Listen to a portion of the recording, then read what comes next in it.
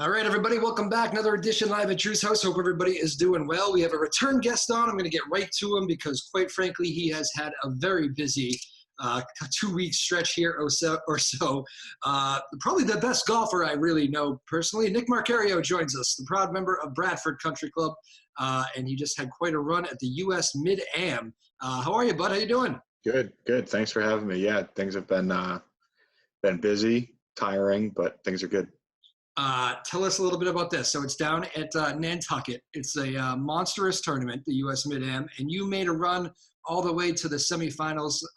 Congratulations. What a Thank you. last guy standing from Massachusetts. I think New England too, right? Yep. Yeah. I think the other guys were kind of spread out throughout the United States. So yeah, last New England guy and last Mass guy.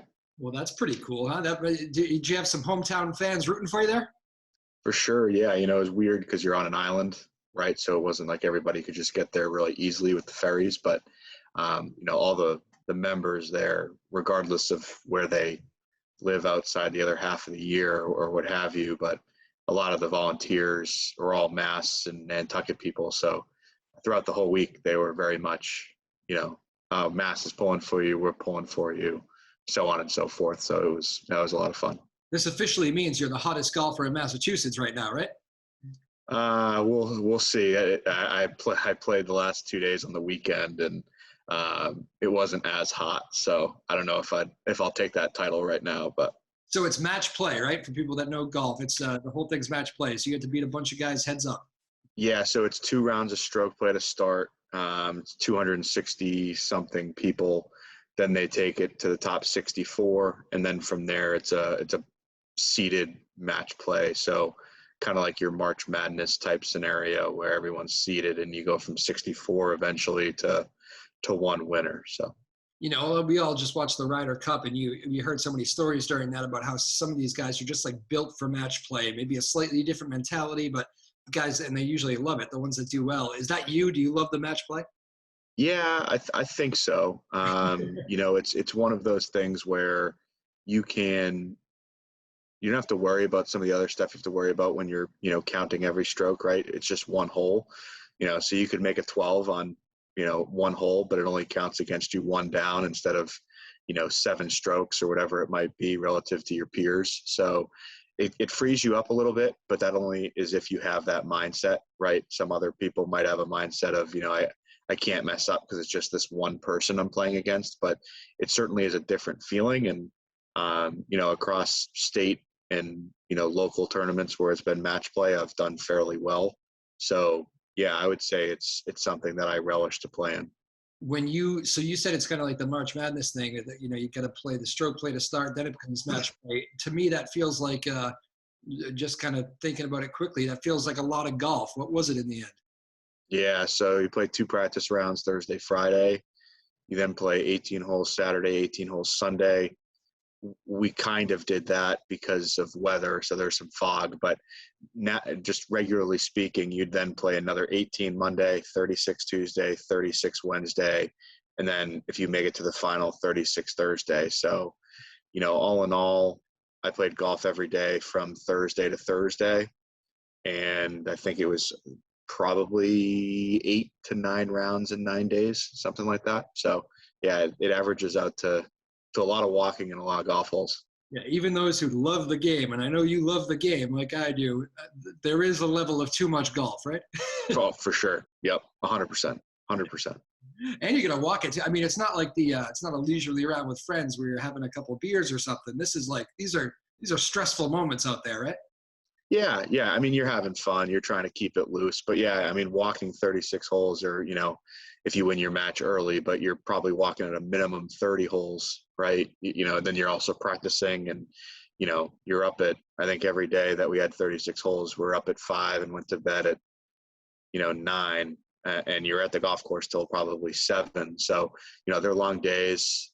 Stress, right, is relative. Like I would say working for a paycheck and everything can be stressful, but playing golf might not be. And in the time you're there, you feel like it's stressful, but it was, I would welcome that opportunity again to do what we did. But yeah, they're long days. Again, Nick Maccario joining us after his great run at the U.S. Mid-Am. semifinalist. Who ended up taking you out? You had some very kind words to say about him. I saw that on the Yeah. social media. Mark Costanza. Yeah, he's from New Jersey. Mark's a great guy. We've crossed paths a couple times on the national stage in regards to just like, having lunch together with some, common friends, things like that. So he's a really good dude. He's a really good player. And, it showed in the final match. He barely lost after, having a tough struggle for the first 18. He certainly, put on a fight to come back and almost win it. So he's a very good golfer and a good guy. His name is Costanza. Yeah. The amount of jokes, the amount of text messages I got with the George Costanza holding the golf ball saying it's a Titleist, right, when it plugs the Wales hole, probably doesn't match up the amount of times he gets those texts. And we kind of joked about that on the first tee, but it was mentioned to me once or twice. I reached into the great fish. Exactly. You guys are probably sick about talking about it. So you just told me coming back. I can't imagine doing what you just did and then having you have a normal job as well. You said getting back to real life has been a little bit tough here after a 10-day run like that. Yeah, it was awesome. I got a lot of phone calls, a lot of emails, texts from people that I work with that I, never really talked to a good amount. And, they reached out, and it's been really nice that they've, been able to do that. And, but yeah, getting back into the swing of things and having, hundreds of unread emails and phone calls to make to clients is busy, but it's a good problem to have. But yeah, it definitely takes a few days to get back into it. I bet it does. What was the most like rewarding thing? Do you ever, when you play these long tournaments, are you always kind of still progressing as a golfer and learning something new when you're out there? Is there something you take away that maybe you didn't know about yourself before? Yeah, I think, every time you have either a good or bad finish, you're going to learn from it. You need to lose to win, that whole thing. But, I think I'm still kind of thinking about it. Like, it's still super early in regards to, what we did last week and, what it might get me going forward. So, I think it was just more of, hey, this is the first time you're on a really big national stage. And it was really just one or two swings that could have swayed the difference to go into the final and then who knows what, right? So, I think people always surprise themselves. I certainly went in with the expectation that I could actually win it.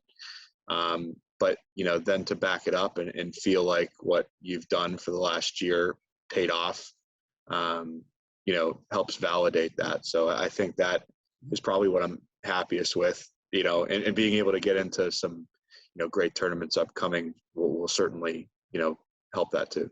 Every golfer, including yourself, who I've talked with, who has gotten to this level in their career, tells me there's the fine lines are just crazy. I mean, you see these guys on the the Corn Ferry Tour. That's not quite the PGA Tour, but I mean, he's like those guys. Couple adjustments here, and suddenly they're vaulted to the next level. Totally. I bet that goes the same all the way to you, right? I mean, you're probably thinking if I can just make a couple adjustments here, I can take my game to that next level. I mean, is that always the thought of a golfer? I think it's just you're only as good as your worst shot, right? So it's not necessarily making your really good shots great. It's, making your, poor shots or your miss just a little bit better. And, the what if game is tough, obviously, right? But I would say, for me, it's not so much of like, if I did this, but it's more of, I know what's, the weaker parts and stronger parts of my game are. And, if you can keep, the great shots good and maintain those, but also just, work on a little bit of the weakness, then, you're going to progressively get better. Last time we talked, you were rolling it pretty good. I think usually when you're playing well, like all of us, putts are falling in. Right. Is that the story here over the last 10 days? Yeah, it's funny. The first 2 days of stroke play, it's hard because you just want to make the top 64. You don't really care about your seed, right? Because, as we saw, that I'm sure not everyone is familiar with, but the medalist who was the number 1 seed lost in the first round to the 64 seed. And that's pretty common in golf. It's not like basketball, where you have a Kentucky versus a mid-major, right? So, or something, or Duke versus a mid-major, where it's, a layup game, unless you're Virginia. And so I had to throw that dig there. Ooh. Sorry. So, but it's one of those things where you just want to get in. So you're not trying to make big numbers and try to make mistakes. So my putting wasn't great. To be fair, it was really just trying to leave the easiest next short putt instead of trying to like really make it in the hole, which is obviously the goal. But once we got to match play, like I said earlier, it freed me and my caddy up to just be like, hey, we can make these, and if we lose the hole, we lose the hole. But there's also no pressure on the comebacker because it might not mean anything. So I think the putter was good. I think the number one thing last week was, there were days that it blew 30 to 35 miles an hour. And so, having a low, go-to golf shot and having control of your golf ball left, right, and sideways was a huge, opportunity. And, luckily I feel like I'm a pretty good wind player and can kind of, work on trajectory very well. So that panned out. On an island, that's not bad to have that skill, right? Right, exactly. I was trying to follow you after I briefly talked with you while you were on Nantucket, and I was trying to follow you on Twitter. There were enough people that were monitoring the matches, and I think somebody was trying to trend the Windy Nick nickname. Yeah, I don't know who came up with that one. Thanks to Mass Golf for that one.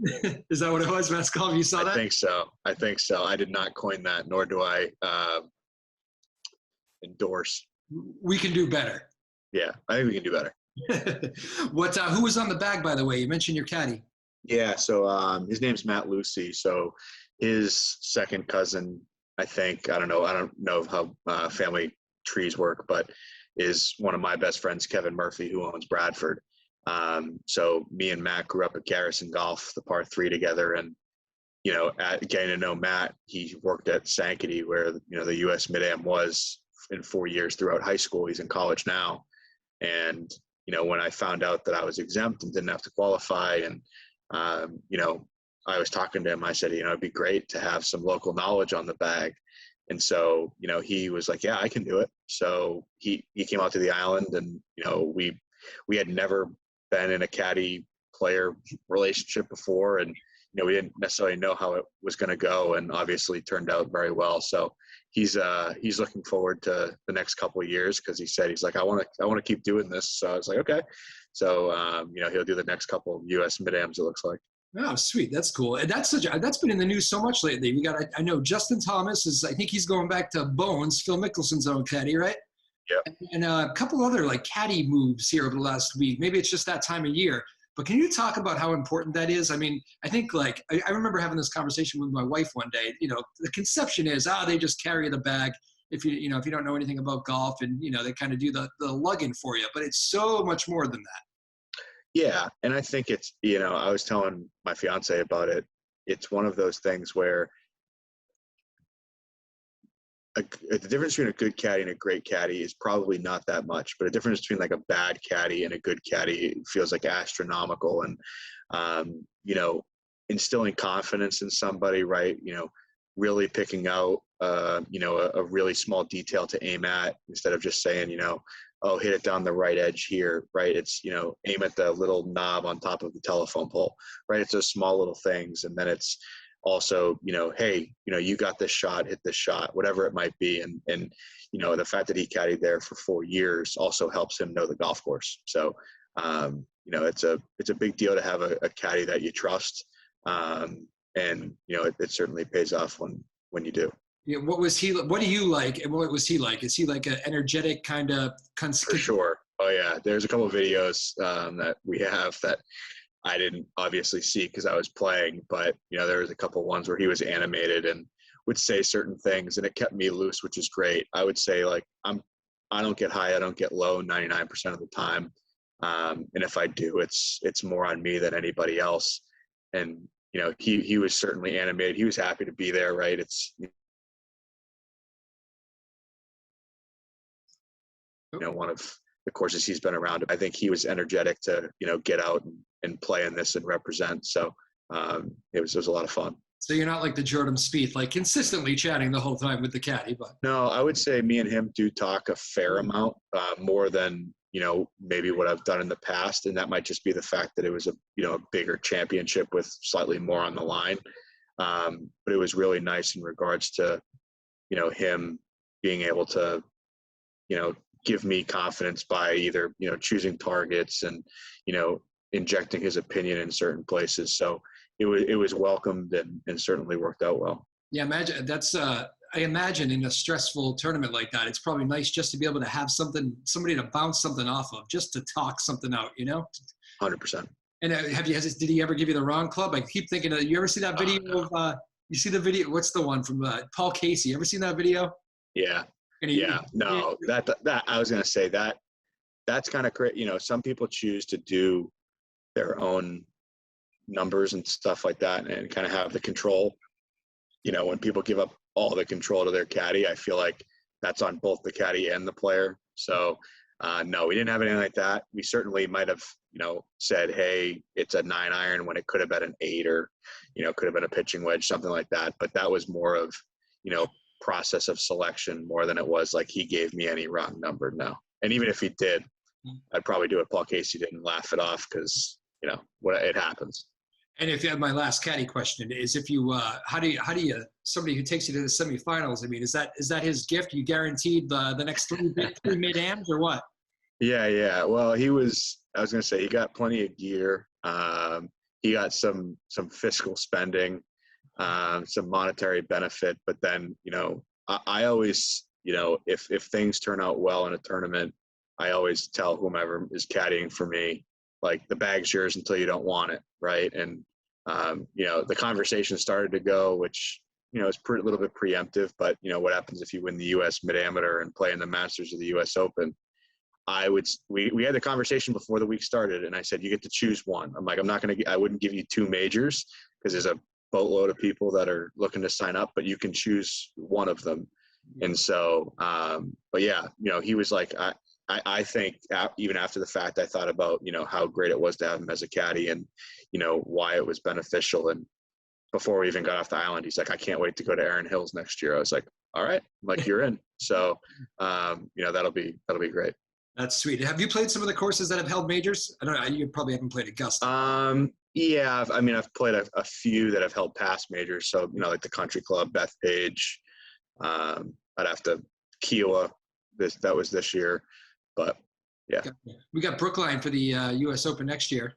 Yeah, almost. We were close. We were close to making it, but now we'll have to qualify the hard way. But I didn't even think about that. So that gets you a ticket in to play. Gotcha. If you win the U.S. Mid-Am, you get into the U.S. Open now. So it would be a really tough 10-minute commute from my apartment to the Country Club, but now we'll just have to do it the hard way. So, I mean, there's no, I love that. I love that you're thinking that way. When you get to the Final Four, you're probably stopping yourself from letting those thoughts creep in because, it's. Yeah. There was a couple times something would come up or, someone would tweet at me and things like that, which is fine. It's hard not to think about it. I think as long as I wasn't doing it on the golf course, which I don't recall that I ever did, then I think that's the important thing. I think if you're on the golf course and you're thinking about, hey, what if I win this? You usually get a pretty strong kick in the teeth from, your competitor because you're, daydreaming. So, what you do in between rounds and how you get through that, I feel like is inevitable. Final minute or two here with Nick Maccario after his great run at the U.S. Mid-Am. Bradford Country Club, proud member over there. You just got to stay there for a while? You loving that place forever? Oh, yeah. Yeah. As long as the Murphy name owns it, I'll be there. Fair enough. Have you been playing over there recently, or you've been kind of off the grid here for a little bit? Yeah, I haven't gone up there a ton. I've gone to Garrison more to, practice at the range or practice my short game.